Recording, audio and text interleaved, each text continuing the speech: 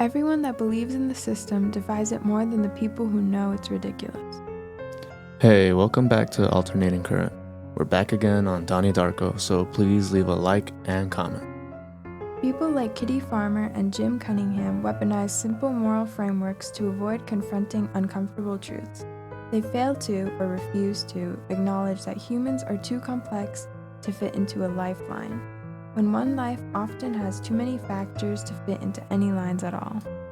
Kitty Farmer loves to pin her ideals of truth onto others, believing herself to be morally superior, but ironically fails to realize she is violating her own idea of what being a righteous person is, putting aside everything wrong with love or fear spectrum.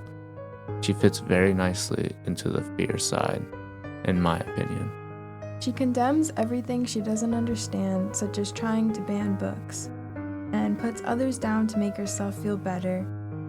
For example, when she gets Donnie into trouble for questioning her way of doing things. Exactly did you say to Ms. Farmer?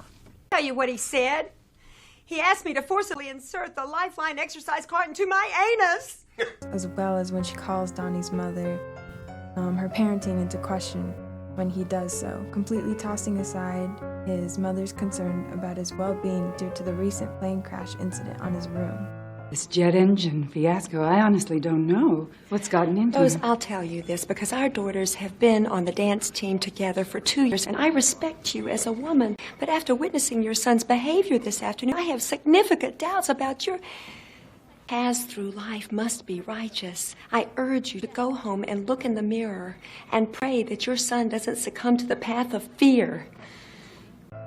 She makes it abundantly clear throughout the film that she is fearful and judgmental of everyone and everything. That doesn't really fit perfectly into her own manufactured lies about how she thinks how the world should work.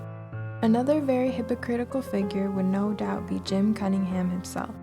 He, even more ironically, fits into this fear narrative better than most, despite being the creator of the system itself.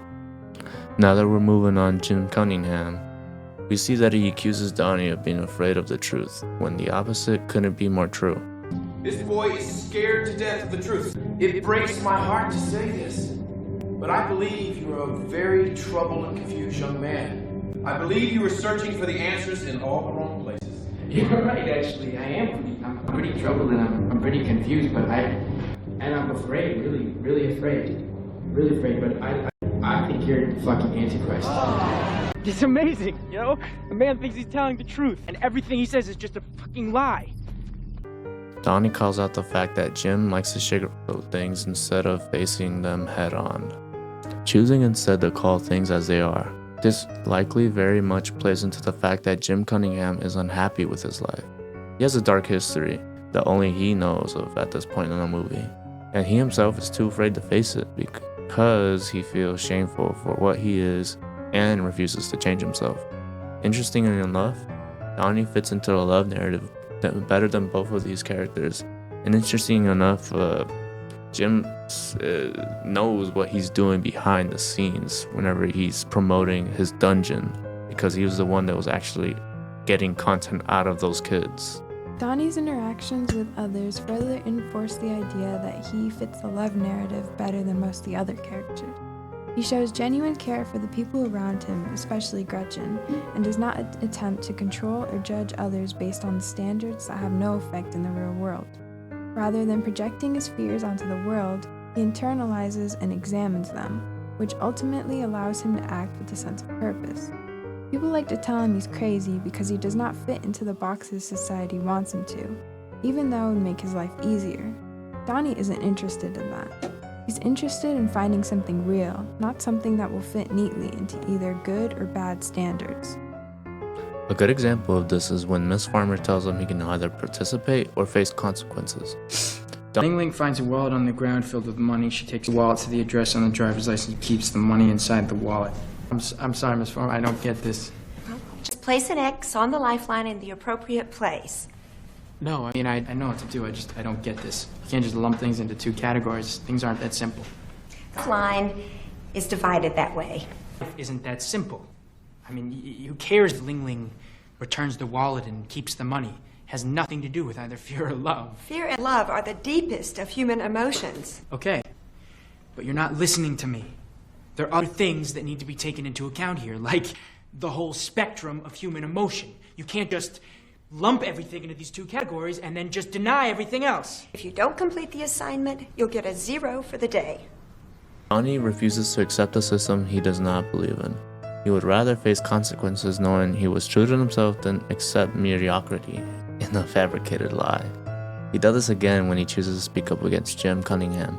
He ultimately gets taken away by the teachers, but it isn't for nothing. Jim Cunningham is forced to sit with those thoughts, even if he chooses to brush them off or just accept them. However, this is not to say that Donnie does not still have more to learn. When presenting his science project to the class, he introduces the idea that it may be beneficial for infants to see pleasant scenes of nature and other things to help their development. His science teacher raises the question that maybe infants need the darkness. This causes Donnie to think. He then realizes that he has his own preconceived notions about what good and bad is, and maybe sometimes bad is needed to further the good, making it not so bad at all. This is an integral part of the movie because Donnie ultimately struggles with the fear of being and dying alone. Every living creature on Earth dies alone. As he tells his therapist, this is one of the main problems he has to face in order to do what he has to do. He has to accept this as a reality for him. Once he does this, he realizes that dying alone is a necessity of life, neither good nor bad. Just like he rejects the simplicity of the fear or love model, he must also reject the simplicity of the thought that dying alone is a terrible thing. Ultimately, the film shows us that the real issue is not fear itself, but the refusal to confront it. Characters like Kitty Farmer and Jim Cunningham are not wrong because they experience fear, but they are wrong because they disguise it as certainty and project it onto others. Donnie, in contrast, is willing to face uncomfortable truths, even when they isolate him. In doing so, he represents a more honest way of engaging with reality. He is more real than any of them. On G. Donnie is more particular than most. He knows the world is more complex than anyone can really understand. He does not seem to agree with what people have been telling him, and instead he searches for his own truths. The movie shows this time and time again, and also shows how this causes him to kind of be detached from the people around him. When his friends go on to talk about the Smurfs, he gets carried away with the details of it rather than just letting the locker room talk just be that. First of all, Papa Smurf didn't create Smurfette. Gargamel did. She was sent in as Gargamel's evil spy with the intention of destroying the Smurf village, but the overwhelming goodness of the Smurf way of life transformed her. As for the whole gangbang scenario, it just couldn't happen. Smurfs are asexual. They don't even have reproductive organs under those little white pants. It's so illogical, you know, about being a Smurf. What's the point of living if you don't have a dick? I mean, Donnie, why do you gotta get so smart on us? Even Gretchen calls him odd for it. His teachers have a moment between them where they call out how interesting he is. While Donnie fits the love side more than most characters, he is far from a perfect representation of it. He is impulsive and acts out a lot. Unlike characters such as Kitty Farmer and Jim Cunningham, Donnie does not pretend to be one thing. He openly struggles with both fear and love, rather than suppressing one in favor of the other. His honesty about his own inner conflict is what separates him from the adults around him, who hide behind false certainty. You can experience both fear and love at the same time. You may actually need both. You can't experience one without the other, in my opinion. When you truly, deeply love something, you also experience the fear of losing it. To put these two concepts on opposing ends as if they are at odds with each other is just plain wrong to me.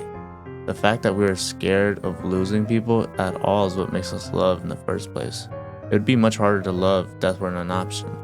I think Donnie realizes this because he loves more when Frank gives him the set amount of time he's given. He arguably loves more deeply than most. Thank you so much for watching. We'd love to hear your opinions on this topic, so as always, like and leave a comment. We'll see you guys in the next